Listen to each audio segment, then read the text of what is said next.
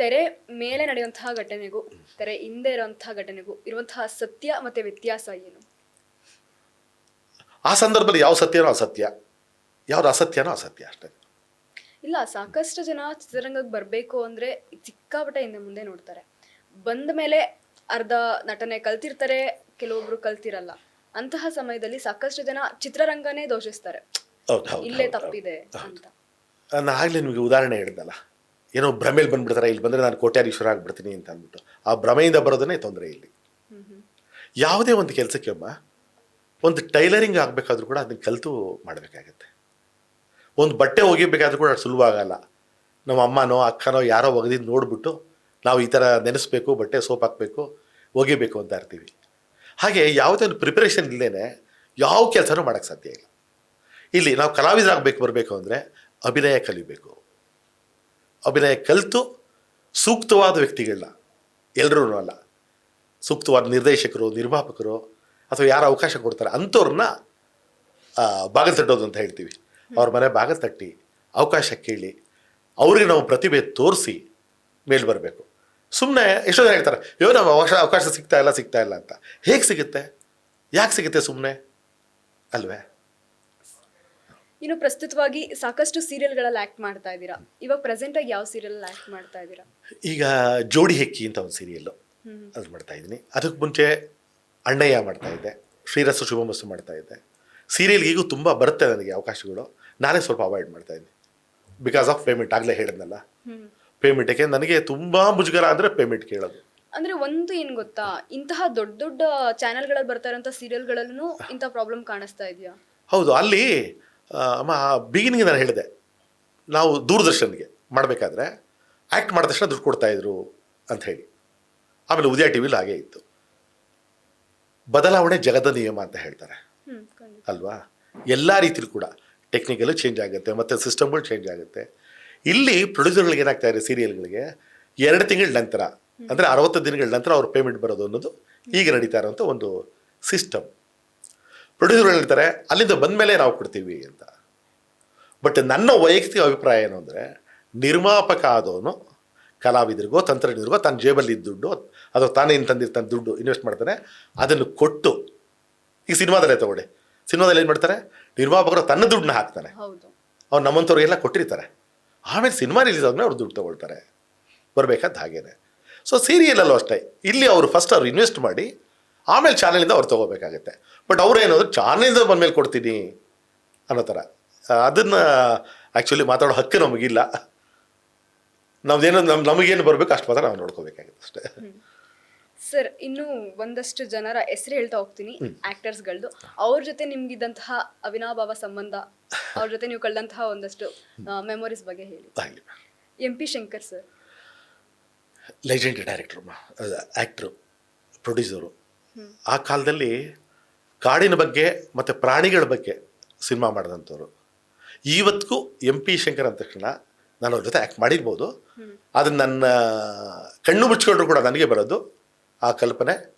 ಹುಲಿಯ ಹಾಲಿನ ಮೇವು ಸಿನಿಮಾದಲ್ಲಿ ಅವರು ರಾಜನ ಪಾತ್ರ, ಒಂದು ಅಪೇಟ ಇಟ್ಕೊಂಡು ವಿಭೂತಿ ಇದೆಲ್ಲ ಇದೆ, ದಷ್ಟಪುಷ್ಟ ಇದು ದೇಹ, ಅದೇ ಒಂದು ಆ ಮುಖ ಕಣ್ಣಿಗೆ ಬರುತ್ತೆ ನನಗೆ. ಅದು ಬಿಟ್ಟರೆ ನಾಗರಹಾವು ಸಿನಿಮಾ, ಪೈಲ್ವಾನ್, ಈ ಥರ ತುಂಬ ಲೆಜೆಂಡ್ ಆ್ಯಕ್ಟರ್. ಅವ್ರ ಜೊತೆ ಕಳೆದಿರೋಂಥ ಸಮಯನ ಇವತ್ತಿಗೂ ಮರೆಯೋಕ್ಕಾಗಲ್ಲ ಅಂತ ಅಂದರೆ ಅದು ಯಾವ ಘಟನೆ? ಒಂದು ಸಿನಿಮಾ ಜೊತೆಲಿ ಆ್ಯಕ್ಟ್ ಮಾಡಿದೆ. ಅಷ್ಟರಲ್ಲಿ ಅವರಾಗಲೇ ಅವರ ಜೀವನದ ಬಹುತೇಕ ಕೊನೆ ದಿನಗಳು. ದೊಡ್ಡ ದೊಡ್ಡ ಸಿನಿಮಾಗಳು ಪ್ರೊಡ್ಯೂಸ್ ಮಾಡಿದ್ರು ಅವರು, ಬೇಕಾದಷ್ಟು ದುಡ್ಡು ಕಾಸು ನೋಡಿದವರು. ಕೊನೆಗಾಲದಲ್ಲಿ ಆ ಸಿನಿಮಾ ಇದರಲ್ಲೇ ಎಷ್ಟೋ ಪಾಪ ಕಳ್ಕೊಂಡ್ರು. ದುಃಖದ ದಿನಗಳು. ಯಾವುದೊಂದು ಸಿನಿಮಾದಲ್ಲೇ ಆ್ಯಕ್ಟ್ ಮಾಡಿದ್ರು, ಆರೋಗ್ಯ ಕೂಡ ಕೆಟ್ಟಿತ್ತು. ಅವ್ರನ್ನ ಫೈಟು ಅದು ಇದು ಆ ಥರದ್ದೇ ನೋಡಿದ್ದು ನಾವು ಅಲ್ವೇ? ದೊಡ್ಡ ಒಂದು ದೈತ್ಯಾಕಾರ ಅಂತ ಹೇಳ್ತೀವಲ್ಲ, ಆ ಇದರಲ್ಲೇ ನಾವು ಪಕ್ಕದಲ್ಲಿ ಹೋಗ್ತಾ ಇದ್ರು ಕೂಡ, ನಾನು ಅವ್ರ ಜೊತೆ ಪಕ್ಕದಲ್ಲಿ ಹೋಗ್ತಾ ಇದ್ದೆ, ಅವರು ಕೋಲು ಉಟ್ಕೊಂಡು ಬರ್ತಾಯಿದ್ರು. ಮನುಷ್ಯನ ಪರಿಸ್ಥಿತಿ ಹೇಗಾಗ್ಬಿಡುತ್ತೆ ಅಂದರೆ, ಪ್ರತಿಯೊಬ್ಬರಿಗೂ ಏಜ್ ಆದಾಗ ಅಥವಾ ಅವನ ದೇಹ ಸ್ಪಂದಿಸದೇ ಇದ್ದಾಗ, ಒಂದು ಸಣ್ಣ ಒಂದು ಇಲಿನೋ ಬೇಕಾ ಒಂದು ಪ್ರಾಣಿ ಬಂದರೆ ಎದುರ್ಕೋತಾರೆ. ಮೊದಲು ಬೇಕಾದಷ್ಟು ಜನ ಹೊಡೆದಿರ್ಬೋದು, ಹೆದರಿಸಿರ್ಬೋದು. ಆದರೆ ನಾನು ಪಕ್ಕದಲ್ಲಿ ಹೋಗ್ತಾ ಇದ್ರು ಕೂಡ ಪಾಪ ಅವರು ಎಲ್ಲಿ ಅಕಸ್ಮಾತ್ ಕೈ ಟಚ್ ಆಗುತ್ತೋ, ಕಾಲು ಟಚ್ ಆಗುತ್ತೋ, ನಾನು ಬಿದ್ದೋಗ್ತೀನೋ ಅನ್ನೋ ಒಂದು ಗಾಬರಿ ಅವರಲ್ಲಿ ಕಾಣ್ತಾ ಇತ್ತು. ಅಂದ್ರೆ ಅವ್ರ ಕೊನೆ ದಿನಗಳಲ್ಲಿ ನೀವು ಅವ್ರನ್ನ ಮೀಟ್ ಮಾಡಿದ್ರಾ? ಇಲ್ಲ, ಆ ನಂತರ ಇಲ್ಲ, ನಾನು ಸಿನಿಮಾದಲ್ಲಿ ಅಷ್ಟೇ ಭೇಟಿಯಾಗಿದ್ದಾವೆ. ಓಕೆ. ಸಿನಿಮಾದಲ್ಲಿ ತುಂಬ ಪ್ರೀತಿ ತೋರಿಸ್ತಾ ಇದ್ರು. ಇನ್ನು ಅಣ್ಣವ್ರ ಬಗ್ಗೆ? ಅವ್ರನ್ನ ಸಾಕಷ್ಟು ಸರಿ ಭೇಟಿಯಾಗಿದ್ದೀನಮ್ಮ. ನನ್ನ ಪುಣ್ಯ ಬಹುಶಃ ನಾನು 5ನೇ ಕ್ಲಾಸಲ್ಲೋ 7ನೇ ಕ್ಲಾಸಲ್ಲೋ ಇದ್ದಾಗ, 5ನೇ ಕ್ಲಾಸಲ್ಲೇ ಅನಿಸುತ್ತೆ, ಅವ್ರನ್ನ ಭೇಟಿಯಾದೆ. ನಾನು ಮಾಗಡಿ ರೋಡ್ ಸ್ಕೂಲಲ್ಲಿ ಓದ್ತಾ ಇದ್ದಿದ್ದು. ನಮ್ಮ ಮಾಗಡಿ ರೋಡ್ ಗೌರ್ಮೆಂಟ್ ಸ್ಕೂಲ್ ಇತ್ತು. ಸ್ಕೂಲಿಂದ ನೆಕ್ಸ್ಟ್ ಒಂದು ಕಾರ್ಪೊರೇಷನ್ ಕಾಲೇಜ್ ಇದೆ. ಅದರಿಂದ ಸ್ವಲ್ಪ ಮುಂದಕ್ಕೆ ಹೋದರೆ ಬಾಪೂಜಿ ಕಾಲೇಜ್ ಅಂತ ಒಂದಿದೆ. ಗ್ರೌಂಡ್ ಇತ್ತು, ದೊಡ್ಡ ಗ್ರೌಂಡು. ಈಗ ಗ್ರೌಂಡ್ ಈಗ ಇಲ್ಲ ಅಲ್ಲಿ. ಅಲ್ಲೇ ಒಂದು ಸಾಂಗ್ ಶೂಟಿಂಗು, ಕರಡಿನ ಕರೆ ಅಂತ ಪಿಕ್ಚರು.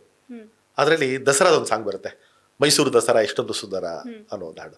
ಅಲ್ಲೆಲ್ಲ ಸೆಟ್ ಹಾಕಿದ್ದಾರೆ, ಲಾರಿಗಳು ನೆಲೆಸಿ ಪೂಜೆ ಮಾಡಿ ಎಲ್ಲ ಅವೆಲ್ಲ ಮಾಡ್ತಾ ಇದ್ದಾರೆ.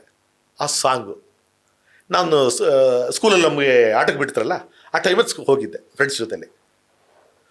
ಸಿಕ್ಕಾಪಟ್ಟೆ ಜನ ತುಂಬಿಕೊಂಡಿದ್ದಾರೆ ಗೇಟಲ್ಲಿ. ಒಂದು ಸರ್ತಿ ಜನ ನುಗ್ಗಲ್ಲಿ ನಾನು ಸುಮ್ಮನೆ ಮೇಲೆ ಎಗರಿದೆ, ಏನು ನೋಡೋಕ್ಕೆ ಅಂತ ಜನ ಇದ್ರಲ್ಲ. ಈಗ ಮೇಲೆ ನಾನು ಎಗರೋದಕ್ಕೂ ಆ ಕಡೆ ಈ ಕಡೆ ಇದ್ದವ್ರು ಹಿಂಗೆ ಬರೋಕ್ಕೂ ಜಾಂಪ್ ಪ್ಯಾಕ್ ಆಗೋಗ್ಬಿಟ್ಟೆ. ಹಾಗೇನೆ ನಾನು ಮೇಲೆ ಎರಗಿದ್ದು ಹಾಗೇ ಇದ್ದೀನಿ, ಜನ ಹಾಗೇ ತಳ್ಕೊಂಡು ಹೋಗ್ಬಿಡ್ರೆ ಕಾಲು ನೆಲಕ್ಕೆ ಬಿಡ್ತಾರೆ. ಒಂದು ವರ್ಷ ತಳ್ಕೊಂಡೋದ್ರು, ಬಿದ್ದೆ ಕೆಳಗಡೆ ಇಲ್ಲ ನಾನು. ಆ ನಂತರ ರಾಜ್ಕುಮಾರ್ ಬರೋವ್ರಿಗೆ ಅಲ್ಲಿ ಕಾಯ್ಕೊಂಡಿದ್ದು, ಸೆಟ್ಗೆ ಹೋಗೋಕೆ ಅವಕಾಶ ಇರಲಿಲ್ವಲ್ಲ, ಅವ್ರು ಬರೋ ಗೇಟಲ್ಲೇ ಕಾಯ್ಕೊಂಡಿದ್ವಿ. ಅಲ್ಲಿ ಜನ ಜಾಸ್ತಿ ಇದ್ರು ಕೂಡ ಈಗ ಥರ ಜಂಜಗಳು ಎಲ್ಲ ಅದು. ಅವರು ಶೇಕ್ ಹ್ಯಾಂಡ್ ಮಾಡೋವಂಥ ಅವಕಾಶ ಸಿಕ್ತು. ಇದು ನನ್ನ ಮೊದಲನೇ ಭೇಟಿ ರಾಜ್ಕುಮಾರ್ ಅವ್ರನ್ನ ನೋಡಿದ್ದು. ಆನಂತರ ಹಲವಾರು ಕಾರ್ಯಕ್ರಮಗಳಲ್ಲಿ ಭೇಟಿಯಾಗಿದ್ದೀನಿ. ಅವರ ರಿಲೇಟಿವ್ಸ್ ಯಾವುದೋ ಒಂದು ಮದುವೆ ನಡೀತಾ ಇತ್ತು, ಧರ್ಮಸ್ಥಳ ಚೌಟ್ರಿ, ಬಸವನಗುಡಿ ದೊಡ್ಡ ಗಣಪತಿ ದೇವಸ್ಥಾನ ಇದೆಯಲ್ಲ, ದೇವಸ್ಥಾನ ಪಕ್ಕದ ಧರ್ಮಸ್ಥಳ ಚೌಟ್ರಿ ಇದೆ. ಅಲ್ಲಿ ಯಾರು ಅವ್ರ ಪರಿಚಯದಾರ ಕರ್ಕೊಂಡು, ನಾನು ಪರಿಚಯ ಇದ್ದರು, ಕರ್ಕೊಂಡೋದ್ರು. ಮದುವೆ ಎಲ್ಲ ಮುಗಿದೋಗಿತ್ತು. ಮಧ್ಯಾಹ್ನ ಸುಮಾರು ಒಂದು 3-4 ಗಂಟೆ. ಜನ ಭಾಳ ಕಡಿಮೆ ಇದ್ದರು. ಅವರು ಮೊಮ್ಮಕ್ಕಳನ್ನ ಈ ನಾವು ಆನೆ ಆಟ ಆಡಿಸೋಂತೀವಿ, ಅಂಬಾರಿ ಅಂತೀವಲ್ಲ, ಬೆನ್ನ ಮೇಲೆ ಕೂರಿಸ್ಕೊಂಡು ಆಟ ಆಡ್ತಾ ಇದ್ರು. ಅವ್ರು ನೋಡಿ ಆಶ್ಚರ್ಯ ಆಗೋಯ್ತು ನನಗೆ, ಇವರೇನಾ ರಾಜ್ಕುಮಾರು? ಇಡೀ ಕರ್ನಾಟಕದವರೆಲ್ಲ ಕಲಾವಿದರಲ್ಲಿ ದೇವರು ಅಂತ ಪೂಜಿಸುವಂಥ ವ್ಯಕ್ತಿ ಇವರ. ಅಷ್ಟು ಸಿಂಪ್ಲಿಸಿಟಿ ಅವ್ರು ನೋಡಿದೆ. ಅದು ಅಲ್ಲೊಂದು. ಮತ್ತೊಮ್ಮೆ ನಮ್ಮ ಮನೆ ಹತ್ರ, ನಮ್ಮ ಮನೆ ವಿಜಯನಗರ ಹತ್ರ ಗೋವಿಂದರಾಜನಗರ ಅಂತಮ್ಮ, ಅಲ್ಲಿದ್ದೆ. ನಮ್ಮ ಮನೆ ಪಕ್ಕದ ರೋಡಲ್ಲೇ ಅಣ್ಣ ಅವರ ತಂಗಿ ಮಗಳು ಸಾವಿತ್ರಮ್ಮ ಅಂತ, ಸಾವಿತ್ರಮ್ಮ ಸಂಪತ್ ಅಂತ ಅಂದ್ಬಿಟ್ಟು ನಮಗೆ ತುಂಬ ಆಪ್ತರಿದ್ರು ಅವರು. ಅವ್ರ ಮನೆಗೆ ಬರ್ತಾಯಿದ್ರು. ನನ್ನ ಮನೇಲಿ ಕೂತಿದ್ದೆ, ಮನೆ ಡೋರ್ ಎದುರುಗಡೆ ಚೇರ್ ಹಾಕೊಂಡು ಕೂತಿದ್ದೆ. ನಮ್ಮ ಮನೆ ಮುಂದೆ ಕಾರ್ ಪಾಸ್ ಆಯಿತು. ಕಾರಲ್ಲಿ ನೋಡಿದ್ರೆ ಅಣ್ಣ ಅವರು. ನಾನು ಅಯ್ಯೋ, ನಮ್ಮ ಮನೇಲಿ ಕೂತ್ಕೊಂಡು ನಮ್ಮ ಮನೆ ಬಾಗಿಲಲ್ಲೇ ಅಣ್ಣ ಅವ್ರು ಕಾರ್ ಹೋಗ್ತಾ ಇದೆಯಲ್ಲ ಅಂತ ಅಂದ್ಕೊಂಡೆ. ಅದು ಒಂದು ಘಟನೆ ಅಲ್ಲಿ ನಡೆದು. ಇವೆಲ್ಲ ಆದಮೇಲೆ ನನಗೆ ಮಾತಾಡೋ ಅವಕಾಶ ಸಿಕ್ಕಿತ್ತು ಶಬ್ದವೇದಿ ಟೈಮಲ್ಲಿ. ಉತ್ತರಹಳ್ಳಿಯಲ್ಲಿ ಶೂಟಿಂಗ್ ನಡೀತಾ ಇತ್ತು, ಶಬ್ದವೇದಿ. ನನ್ನ ಗೆಳೆಯ ಕರಿಬಸಯ್ಯನ ಅದರಲ್ಲಿ ಒಂದು ಪ್ರಮುಖವಾದ ಪಾತ್ರ ಮಾಡ್ತಾಯಿದ್ರು. ನನ್ನನ್ನು ಅಲ್ಲೇ ಅವರೇ ಅಣ್ಣ ಅವ್ರಿಗೆ ಇಂಟ್ರೊಡ್ಯೂಸ್ ಮಾಡಿಕೊಟ್ರು. ಅಣ್ಣ ಇವರು ಶಿವಕುಮಾರ್ ಆರಾಧ್ಯ ಅಂತ, ಪುರೋಹಿತರು ಅಂತ ಹೇಳಿದ್ರು. ಚೆನ್ನಾಗಿ ಮಾತಾಡ್ಸಿದ್ರು ಅವಾಗ. ಆಮೇಲೆ ಅವ್ರು ಎಷ್ಟು ಸೆನ್ಸಿಟಿವ್ ಅಂದರೆ, ಆರಾಧ್ಯರು ಅಂದರೆ ಲಿಂಗಾಯತರು ಅಲ್ಲೂರ ಅಂದರು. ಅಲ್ಲೂರ ಅಂದ್ರಲ್ಲ, ನಾನು ಆ ಒಂದೇ ಒಂದು ಅಕ್ಷರದಲ್ಲಿ ಎಷ್ಟು ವ್ಯಾಲ್ಯೂ ಇದೆ ಅಂದ್ಕೊಂಡೆ. ನಾವು ಜನರಲ್ಲಾಗಿ ಅಲ್ವಾ, ಹೌದಾ ಅಂತೀವಿ. ಅವರಲ್ಲ ಅಲ್ಲೂರ ಅಂದರು ಅಂದರೆ ಗೌರವ ಕೊಡಬೇಕು ಅನ್ನೋದು. ಆಮೇಲೆ ಯಾವ ಊರು ಅಂತ ಕೇಳಿದ್ರು. ಗುಬ್ಬಿ ಎಂದೆ. ಗುಬ್ಬಿ ಅಂದ ತಕ್ಷಣ ಅವರು ಎಷ್ಟು ಖುಷಿ ಆದರು ಅಂದರೆ, ಓ ನಮ್ಮ ಯಜಮಾನರು ಊರು ಅಂದರು. ಆದರೆ ಗುಬ್ಬಿ ವೀರಣ್ಣವ್ರನ್ನ ಅವರು ಯಜಮಾನರು ಅಂತಲೇ ಕರೀತಾ ಇದ್ದಿದ್ದು. ಒಂಥರ ದೇವ್ರ ಸಮಾನ ಅವರು. ಕೊನೆಗಳಿಯವರು ಅವ್ರು ಅದೇ ಥರ ಪ್ರೀತಿಸ್ತಾ ಇದ್ರು, ಗೌರವಿಸ್ತಾ ಇದ್ರು. ಅದು ಅಣ್ಣವ್ರ ಜೊತೆ ಭೇಟಿ. ಇನ್ನು ಅವ್ರ ಜೊತೆ ಆ್ಯಕ್ಟ್ ಮಾಡೋಕ್ಕೆ ಚಾನ್ಸ್ ಸಿಕ್ಲಿಲ್ವಾ ಎಲ್ಲೂ? ಇದು ನೋಡಿ, ಪ್ಲಸ್ ಮೈನಸ್ ಎರಡು ಹೇಳ್ತೀನಿ. ಅದೇ ಶಬ್ದವೇದಿಯಲ್ಲಿ ಅದೇ ಸ್ಪಾಟಲ್ಲೇ ಮಾತಾಡ್ತಾರಲ್ಲ, ಅಲ್ಲೇ 3 ಪಾತ್ರ ಬರುತ್ತೆ. ಅವರು ಫೈಟ್ ಮಾಡಿ ಬರ್ತಾರೆ. ಎದುರುಗಡೆ ಬಂಡೆಗಳಿತ್ತು, ಈಗ ಬಂಡೆ ಎಲ್ಲ ಹೊಡೆದಾಕಿ ಈಗ ಲೇಔಟ್ ಆಗೋಗಿದೆ. ಉತ್ತರಹಳ್ಳಿಲಿ ಫೈಟ್ ಮಾಡಿ ಹೊರಗಡೆ ಬರ್ತಾರೆ ಅವರು. ಅಲ್ಲಿ ವ್ಯಾಪಾರಿಗಳಿರ್ತಾರೆ, ತುಂಬ ಜನ ಸೆಟ್ ಹಾಕಿದ್ರು. ಒಬ್ಬ ಕಡಲೆಕಾಯಿ ಮಾರೋನು, ಒಬ್ಬ ಎಳ್ನೀರು ಮಾರೋನು, ಒಬ್ಬ ಟೀ ಮಾರೋನು. 3 ಪಾತ್ರಗಳು. ಇದರಲ್ಲಿ ನಾನೊಂದು ಪಾತ್ರ, ಕರಿಬಸಯ್ಯ ಒಂದು ಪಾತ್ರ, ಇನ್ನೊಬ್ಬರು ಒಂದು ಪಾತ್ರ. ಮಾನಿಟ್ರ್ ಮಾಡಿದ್ವಿ ಅವ್ರ ಜೊತೆಗೇನೆ.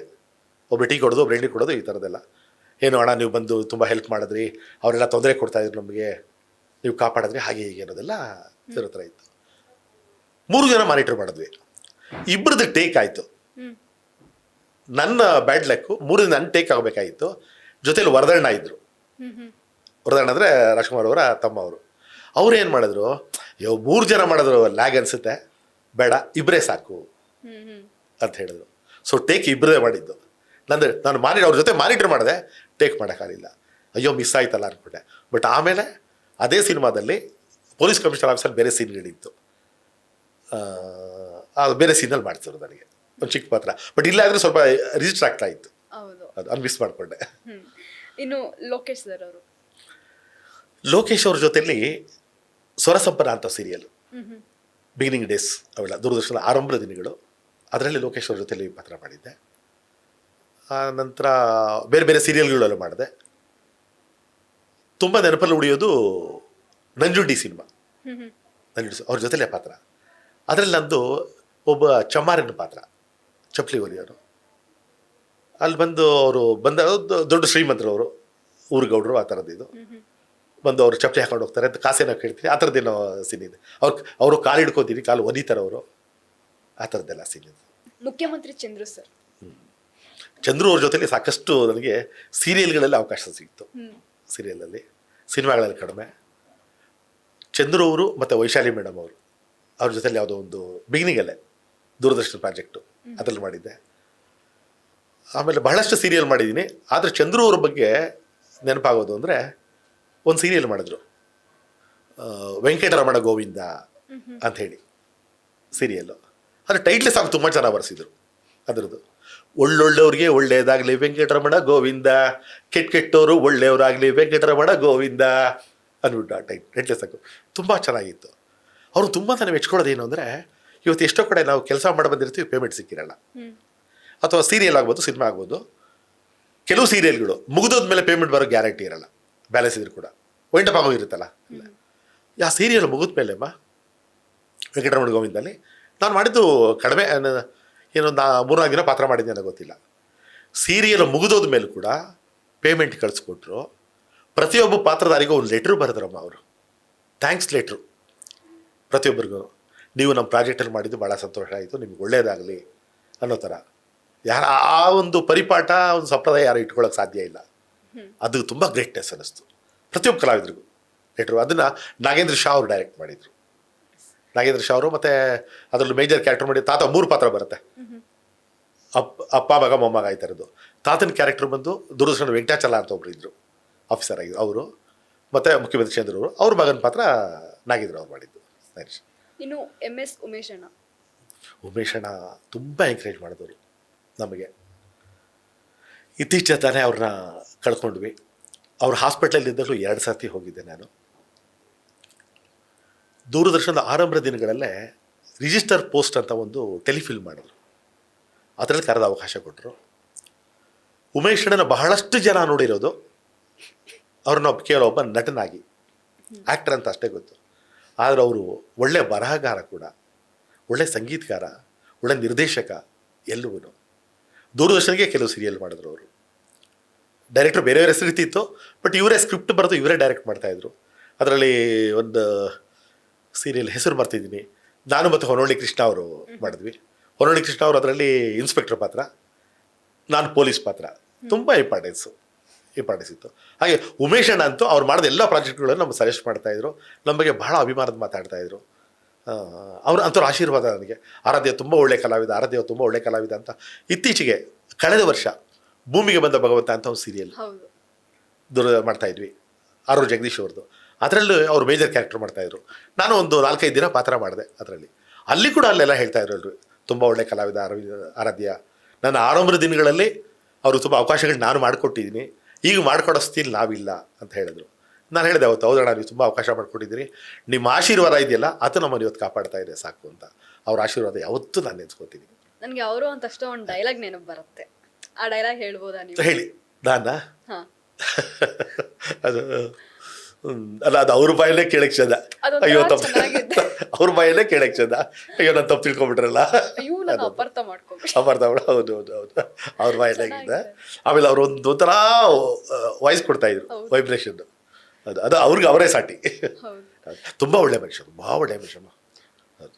ನೋಡಿ, ಅವರು ಸುಮಾರು 80ರ ಆಸುಪಾಸಲ್ಲಿದ್ದರು. ಪ್ರತಿಯೊಬ್ಬರು, ನಾನು ಆಗಲೇ ಹೇಳಿದ್ದೆ, ನಾನು ಯಾಕೆ ಸಿಂಪಲ್ ಅದು ಕೂಡ ನನ್ನ ಹಿರಿಯರಿಂದ ಕಲಿತಂಥ ಪಾಠ. ಅವ್ರ ಸಿಂಪ್ಲಿಸಿಟಿ ನನಗೆ ಮಾರ್ಗದರ್ಶನ ಆಯಿತು. ಪ್ರತಿಯೊಬ್ಬರು ಚಿಕ್ಕವರು ದೊಡ್ಡವರು ಎಲ್ಲ ಪ್ರೀತಿಯಿಂದ ಮಾತಾಡಿಸ್ತಾ ಇದ್ರು, ಅದನ್ನು ನಾನು ಫಾಲೋ ಮಾಡ್ತಾ ಇದ್ದೆ.